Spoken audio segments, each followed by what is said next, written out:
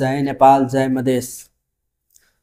ज्ञानेन्द्र साई जुम्लाबाट जितेर सांसद बन्न सफल भएको व्यक्ति जसलाई नक्सलवादी र विभेदकारी शाही पनि भन्न मलाई ठिक लाग्छ, किनभने उहाँ र उहाँको पार्टी राप्रपा नेपालमा खास आइडियोलोजी हिन्दू मुस्लिमलाई लडाएर हिन्दू मुस्लिम बीच आपसी मतभेद गराएर राजनीति गर्न खोजेको, जसले पहलगाम हत्यापछि मुस्लिम कम्युनिटीलाई खास टार्गेट गरेर अनेक थरीको पोस्ट सोशल मिडियामा पोस्ट गरिरहेको छ। के पहलगाममा भएको हत्यालाई मुस्लिम कम्युनिटीले विरोध गरेको छैन? नेपालको सबै मुस्लिम कम्युनिटीले पहलगाममा भएको हत्यालाई विरोध गरेको छ। ज्ञानेन्द्र साईले फिलिस्तिनलाई समर्थन गर्ने नेपाली मुस्लिमलाई नेपालमा नरहने अधिकार, नेपाल विरोधी हो भनेर ज्ञानेन्द्र साईले भन्छ नेपालमा नरहने अधिकार हो फिलिस्तिनलाई समर्थन गर्ने। के नेपाल फिलिस्तिनलाई समर्थन गर्ने मात्र नेपाल मुस्लिम हो? अनेक थरीको जुलुस, अनेक थरीको प्रदर्शन नेपालमा भइसकेको छ, जसले फिलिस्तिनलाई समर्थन गरे र काठमाडौँमा जुलुस निकालेको थियो। तर पनि मुस्लिमलाई खास टार्गेट गरेर फिलिस्तिनलाई समर्थन गरेर नेपालमा नरहने अधिकार छ भनेर ज्ञानेन्द्र साईले भनेको छ। के फिलिस्तिन पीडित छैन? इजरायलले दिनहुँ फिलिस्तिनमाथि गरेको हमला ठिक छ? के फिलिस्तिनमा बुढा बच्चा महिला दिनदिनै आफ्नो ज्यान गुमाइरहेको छ, त्यो ठिक छ? के यो फिलिस्तिनमा भएको हत्यालाई मानवाधिकारको हत्या होइन? के फिलिस्तिनलाई समर्थन गर्ने व्यक्ति नेपाल विरोधी हो? तेरो जस्तो फटा, तेरो जस्तो नक्सलवादी सोच भएको व्यक्तिलाई मात्र लाग्छ फिलिस्तिनलाई समर्थन गर्ने व्यक्ति नेपाल विरोधी हो।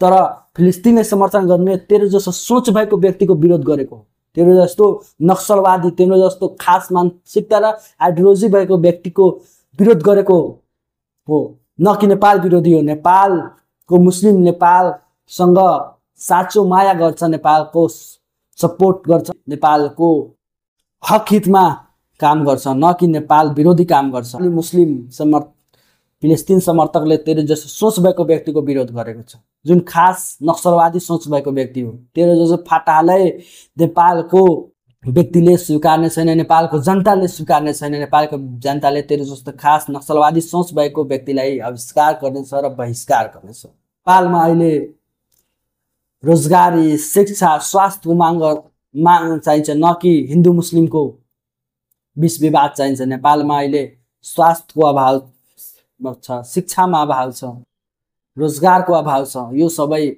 मुद्दालाई छोडेर हिन्दू मुस्लिम मुद्दालाई लिएर राप्रपाले दिन हो सोशल मिडियामा अनेक थरीको हिन्दू मुस्लिममा विवाद फैलाउने, हिन्दू मुस्लिम बीच लाफडा फैलाउने पोस्ट गरिरहेको छ।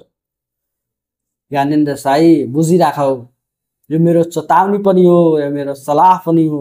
हिन्दू मुस्लिम गरेर नेपालको कहिले पनि विकास हुनेवाला छैन। नेपाललाई हामी सबै मिलेर, नेपालको भएको सबै जनता, सबै धर्मको, हिन्दू मुस्लिम बौद्ध इसाई जुन पनि धर्मको सबै धर्मले मिलेर नेपाललाई अगाडि बढाउन सकिन्छ, न कि तेरो जस्तै खास आइडियोलोजी हिन्दू मुस्लिम विरोधी, हिन्दू मुस्लिम बीच विवाद उत्पन्न गरेर नेपाललाई बढाउन सकिन्छ।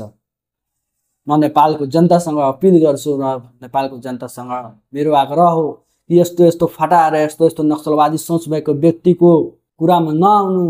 नेपालको विकास, नेपालको उन्नति प्रगति मिलेर आपसी भाइचारा कायम गरेर मात्र सम्भव छ, न कि आपसी विभेद गरेर आपसी मनमुटाउ गरेर नेपालको विकास गर्न सकिँदैन। यति मात्र भन्दै म हजुरहरूसँग बिदा लिन चाहन्छु। जय नेपाल जय मधेस।